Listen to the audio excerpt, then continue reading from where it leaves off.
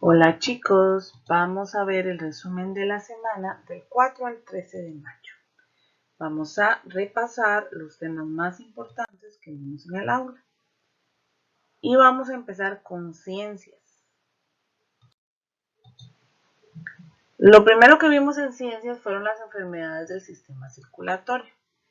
Entre las que podemos ver en esta diapositiva está la anemia, que es cuando hay una producción anormal de glóbulos en la sangre, que son los encargados de transportar el oxígeno a nuestro cuerpo. Es decir, son los glóbulos rojos, los que hay una gran disminución en ellos y nos produce cansancio, palidez, desánimo, porque nuestro cuerpo tiene mucho menos oxígeno. La angina, que es un dolor en el pecho, en el tórax, debido a que el corazón no está recibiendo suficiente oxígeno, y esto puede llevar a un ataque cardíaco. Arteriosclerosis, el estrechamiento o bloqueo de las arterias debido a la acumulación de grasas. El colesterol es una sustancia grasosa de la sangre. No se puede vivir sin ella, pero el exceso es perjudicial porque puede provocarnos el bloqueo de una arteria. Los ataques cardíacos, que es una lesión del corazón que se provoca por el bloqueo de una arteria. La hipertensión, ¿se acuerdan que en clase hablamos de que nuestro corazón es una bomba? Como todas las bombas, trabaja con un nivel de presión constante. Pero si esa presión sube mucho, es lo que se llama hipertensión, que es una presión sobre el corazón, sobre las paredes del corazón y de las arterias, cuando él está tratando de bombear la sangre. Otras enfermedades, varices, mala circulación, aneurisma, hemofilia y trombosis. ¿Y cómo podemos evitar estas enfermedades del sistema circulatorio? Con los siguientes cuidados: realizar ejercicio al menos 3 veces por semana, alimentarse de forma balanceada con frutas y verduras, reducir las grasas, no fumar, no consumir licor, controlar el peso, consumir abundante agua, descansar, evitar el estrés, lo vimos en el aula. Aquí viene no ducharse con agua muy caliente, principalmente si la persona ya padece de hipertensión. Hay que tener mucho cuidado con eso. En clase también hablamos sobre no usar ropa muy ajustada, sobre todo medias, tampoco usar pulseras o ligas muy ajustadas en manos y pies, porque esos perjudican la circulación de nuestro cuerpo. Y en estudios sociales vimos y hablamos un poquito sobre el Día del Trabajo. El Día del Trabajo se celebra los 1 de mayo y es un día internacional. En clase hablamos sobre los pocos derechos que tenían los trabajadores, donde trabajaban muchísimas horas, no habían vacaciones, no recibían salarios dignos. Y en 1886 un grupo de obreros se unieron y reclamaron frente a la fábrica donde trabajaban. La policía reprimió la protesta y varios murieron. El 1 de mayo se celebra como homenaje a estos trabajadores que tuvieron el valor de luchar por los derechos de los trabajadores. Actualmente, entre los derechos que tienen todos los trabajadores se encuentran jornada de 8 horas, vacaciones, salario digno, hay un salario mínimo, tablas de salarios mínimos que se respetan, días libres, y todo esto es gracias al esfuerzo de todas esas personas que lucharon por nuestros derechos. A continuación vamos a ver un video que nos recuerda la historia de el 1 de mayo. Hola mis niños, hoy vamos a hablar acerca del Día del Trabajo. ¿Ustedes sabían que existe un día en el que celebramos los trabajos de nuestros papitos?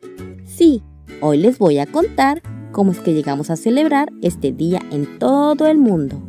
Muy bien, primero entendamos qué es una huelga. Una huelga consiste en dejar de trabajar y protestar sobre algo que es injusto, además de lograr un acuerdo para que existan mejoras en la forma de su trabajo. Por ejemplo, una jornada de 8 horas de trabajo. Bueno, ya que sabemos qué es una huelga, ahora aprendamos cómo es que celebramos el Día del Trabajo. A finales del siglo XIX, o sea, hace mucho tiempo, la explotación hacia los trabajadores era extrema, pues los trabajadores e incluso los niños eran obligados a trabajar durante mucho tiempo, hasta que un 1 de mayo de 1886, un grupo de trabajadores cansados de ser explotados, convencieron a un grupo grande de sus compañeros para que se fueran a huelga, exigiendo que la jornada laboral se redujera a 8 horas de trabajo. Pero los jefes, en lugar de hacerles caso, decidieron mandar a policías para que los apaciguara, y esto provocó que se hiciera un pleito grandísimo, donde muchos de los trabajadores fueron golpeados. A pesar de lo sucedido, los trabajadores no se dieron por vencidos, y durante 4 días, miles de trabajadores seguían exigiendo, hasta que durante una manifestación, una persona desconocida lanzó una bomba hacia los policías, hiriendo a muchos de ellos. Y esto provocó que un grupo de trabajadores fueran encarcelados, y durante un juicio, a 3 de estas personas se les sentenció a que fueran asesinados, y a esto se le conoció como la masacre de Chicago. Ya después de mucho tiempo, y gracias a esta primera opresión, muchos países reconocieron este acto heroico y aceptaron que la jornada de trabajo fueran de 8 horas diarias. Bueno, mis niños, hoy conocimos que nuestros papitos tienen derechos laborales gracias a este grupo enorme que exigieron un trato digno. Una vez más, me despido, no sin antes decirte que si te gustó el video, no se te olvide suscribir, darle like y dejar un comentario. ¡Adiós! En español trabajamos 2 temas.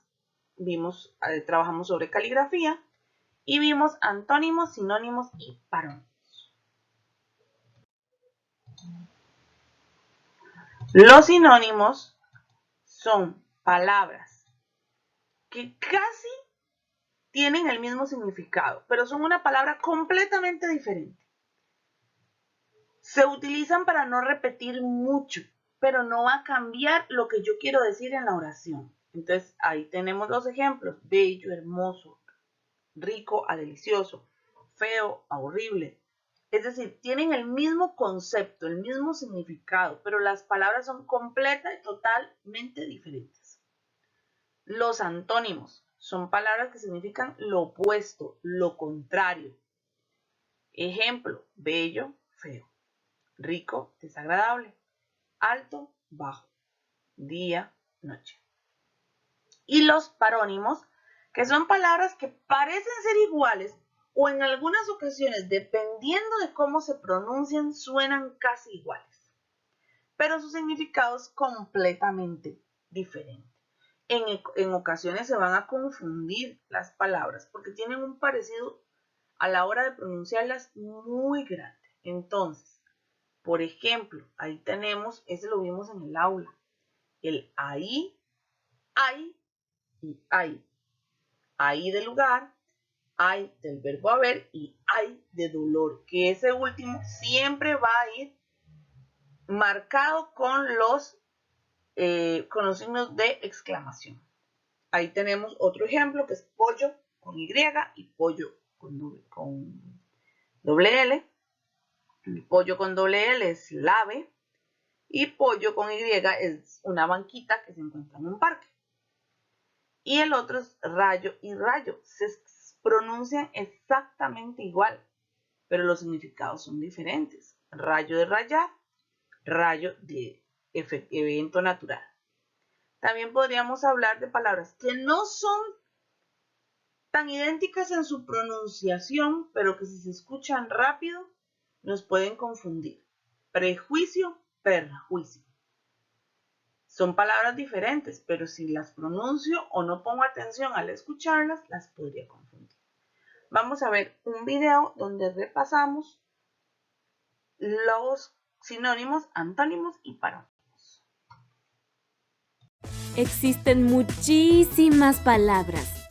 Algunas tienen un significado similar. Las llamamos sinónimos. Otras tienen un significado opuesto. Son los antónimos. Y se llaman parónimos a aquellas que se parecen pero quieren decir cosas diferentes. ¿Qué tendrán en común prefecto y perfecto? Averigüémoslo. Palabras que tienen un significado semejante, aunque su escritura es totalmente diferente. Estoy segura de que ya escucharon hablar de ellas en años anteriores. Los sinónimos. Por ejemplo, ¿qué sinónimo de amor se les ocurre? Cariño, afecto.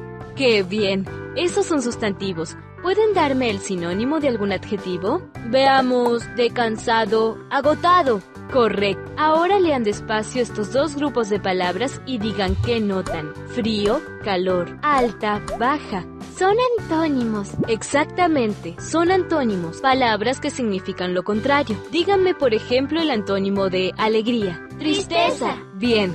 ¿De fantasía? Realidad. ¡Qué bien! Entonces definimos a los antónimos como las palabras que significan lo opuesto o contrario. Ahora veamos qué son los parónimos. Son palabras que se parecen entre sí y por eso pueden confundirse, pero su significado es distinto. Por ejemplo, angosto y agosto, factura y fractura. Casi nos regaña la maestra. ¿Me puedes explicar por qué te reíste cuando estábamos en el aula y te envié la nota? ¿Cómo no voy a reírme si escribiste patrón en lugar de padrón? ¿De qué te ríes ahora? Cuando recuerdo lo que te escribí me causa mucha gracia. Santi, son parónimos, pero no tienen nada que ver. ¿Son qué? Parónimos. Me equivoqué. Bueno. Sí, claro, patrón. ¿Fue fácil? A ver si adivinas esto. Si la dejamos se pasa. Y si se hace vino se pisa.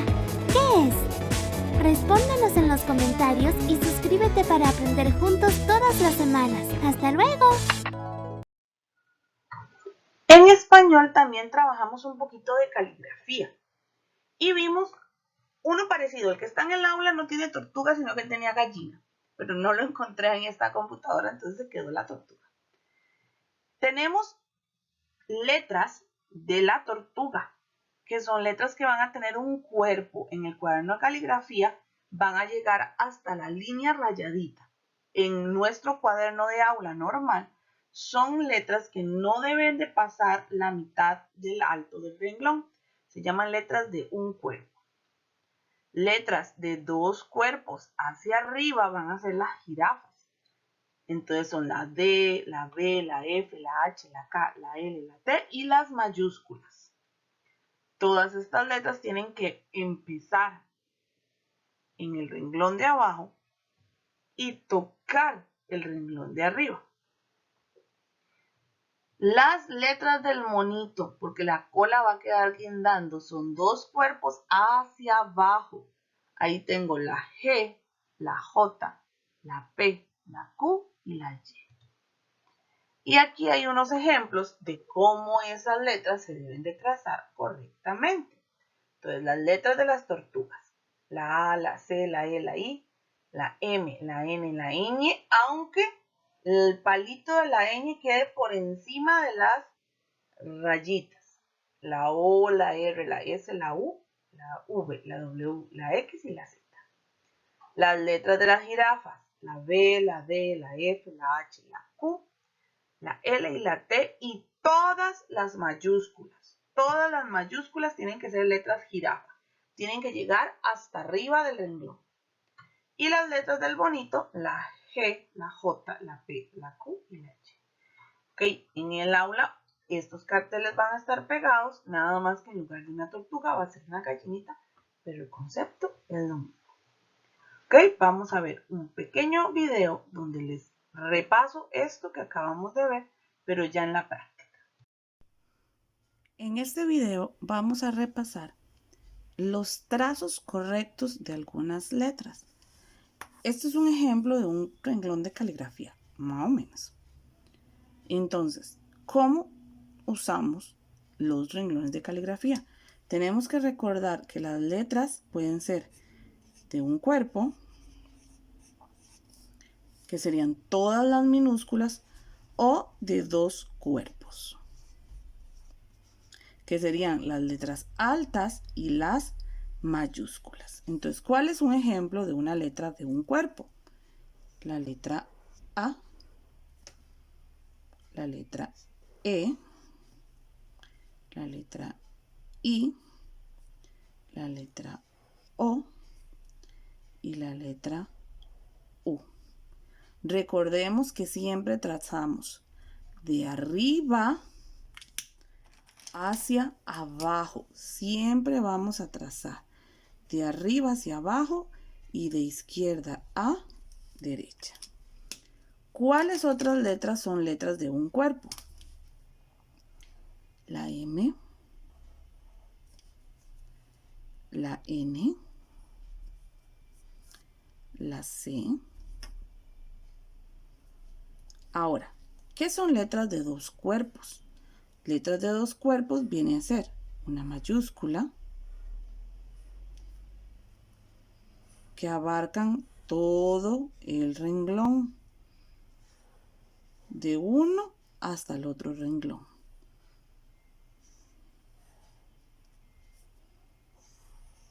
Siempre vamos a tener todo el renglón cubierto de la letra mayúscula. ¿Cuáles son otras letras de dos cuerpos? Las altas, la L, la T, la F,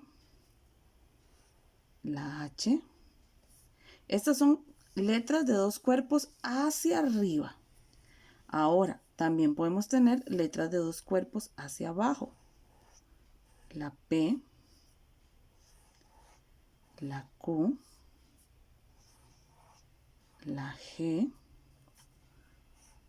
la Y y la J. Estas también son letras de dos cuerpos, pero se escriben hacia abajo.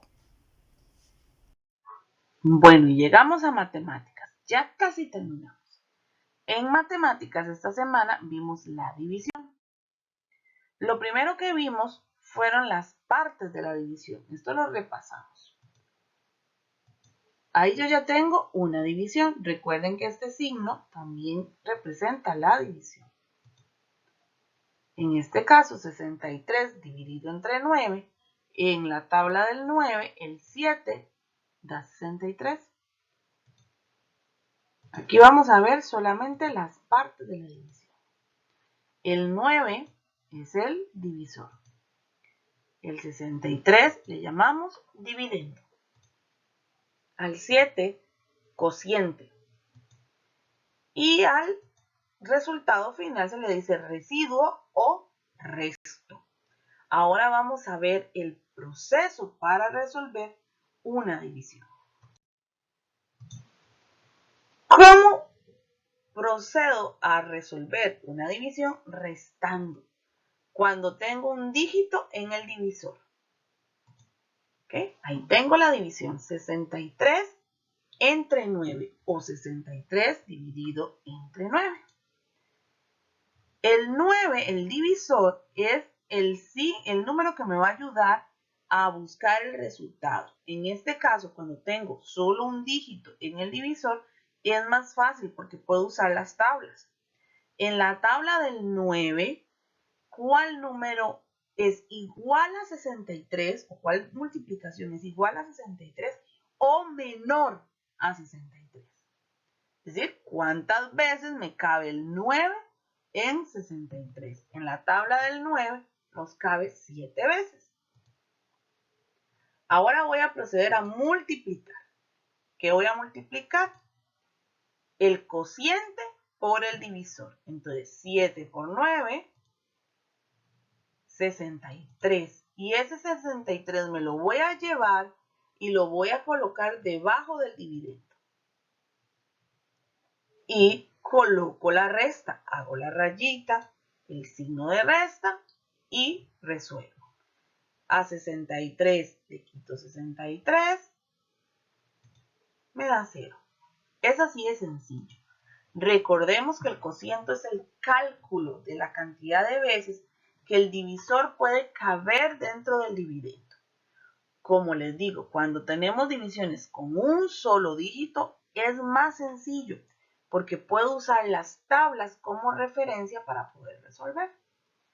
A continuación vamos a ver un pequeño video donde yo les explico en papel este proceso de nuevo. Bueno, chicos, en matemática esta semana vimos la división. Y lo primero que vimos fueron las partes o los nombres de las partes de la división.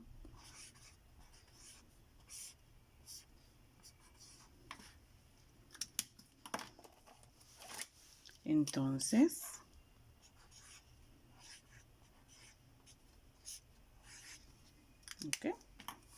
¿cuáles son las partes que tenemos que ver o los nombres que debemos de recordar? Este número,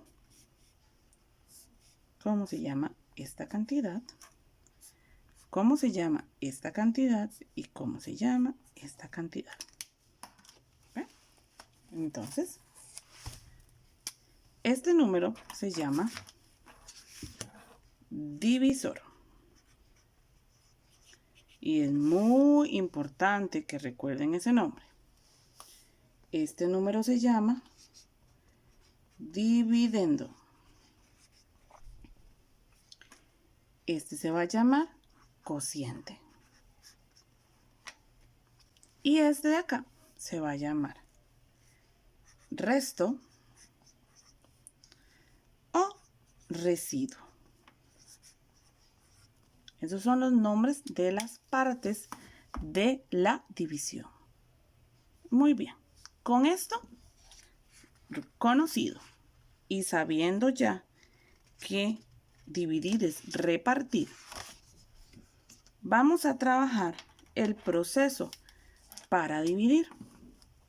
Entonces digamos que tenemos la división 12 dividido entre 6. ¿Okay? El primer punto que tenemos que hacer es, ¿se acuerdan en clases? Yo les comenté que la división y la multiplicación son como hermanas, siempre van a ir muy juntas, una al lado de la otra. Entonces, voy a fijarme en el divisor. Voy a buscar en la tabla del 6, porque el 6 es el divisor. Entonces voy a buscar en la tabla del 6 un número que me dé 12. Entonces, en la tabla del 6 dice que 2 es 12. Ahora, ¿qué hago? Bueno, tomo el 6 y lo multiplico por 2. 6 por 2, 12. El resultado de esta multiplicación lo voy a colocar acá. Entonces lo coloco debajo del mismo 12. Y ahora lo voy a restar. A 2 le quito 2, 0. A 1 le quito 1, 0. Y aquí ya tengo yo mi dividendo, divisor, cociente y residuo. Otro ejemplo.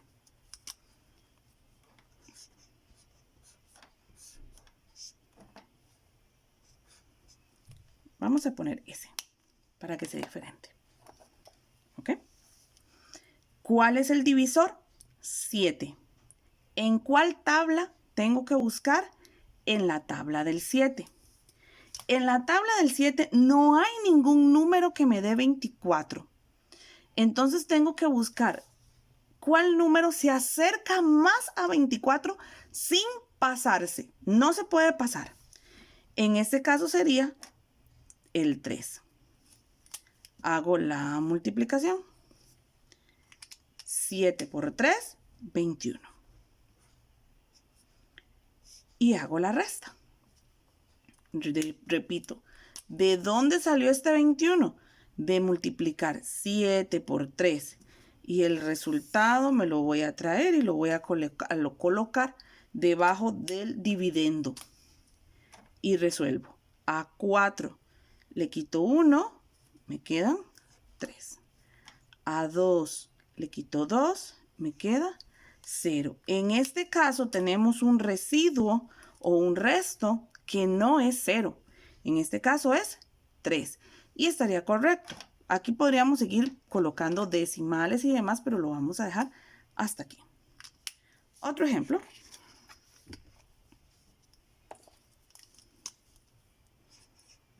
30 dividido entre 5. Muy bien. Voy a buscar la tabla del 5. Muy bien, porque el 5 es el divisor que tengo aquí. En la tabla del 5, ¿qué número me da 30? Sin pasarme. 6. 6 me da 30. Entonces yo hago esta multiplicación. 6 por 5, 30. Coloco el 30 debajo del dividendo y hago la resta. A 0 le quito 0, 0. Y a 3 le quito 0, 0. Y ahí ya tengo la división resuelta. Ok, este es el proceso de dividir. ¿Qué es lo que tengo que recordar? Muy importante, puntos para recordar. El divisor lo voy a buscar en las tablas de multiplicar. Voy a usar esta tabla de multiplicar para resolver la división. Una vez que tengo el número que no se pasa de esta cantidad, o es la cantidad exacta o la menor siguiente, multiplico estos dos números. Este resultado me lo traigo y lo coloco debajo del dividendo. Y hago una resta. No olvidemos colocar la línea de resta. Es muy importante colocarla. Y ya así obtengo el cociente y el resto de mi división. Bueno, chicos, nos vemos. Chao.